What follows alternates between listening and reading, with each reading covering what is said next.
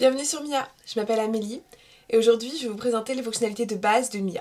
Si vous souhaitez revoir cette vidéo ou en apprendre plus sur Mia, je vous invite à consulter notre guide dans lequel vous allez retrouver une explication de toutes les fonctionnalités et plein de petites astuces. Donc tout d'abord on va venir ajouter un document, donc on va appuyer sur le menu déroulant, puis document, et ensuite ajouter un document. On va sélectionner notre document. Ensuite ici on voit qu'on a un petit temps de chargement.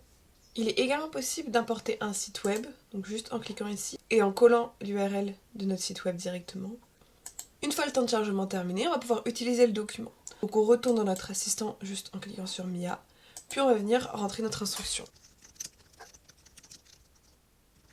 On n'oublie pas de sélectionner le document qu'on vient tout juste d'importer, puis on appuie sur Ask Mia.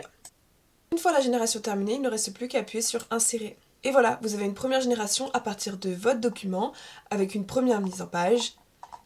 Il est également possible de venir générer du texte sans document. Donc ici, si on veut présenter Apple, on a juste à rentrer notre instruction, puis appuyer sur Ask Mia comme tout à l'heure. Puis on peut insérer. Donc ici, on a un texte qui a été généré à partir de la base de connaissances de l'intelligence artificielle. Il est également possible de simplement venir retravailler notre texte, donc en le sélectionnant. On arrive sur la partie sur texte sélectionné, puis on peut rentrer notre instruction.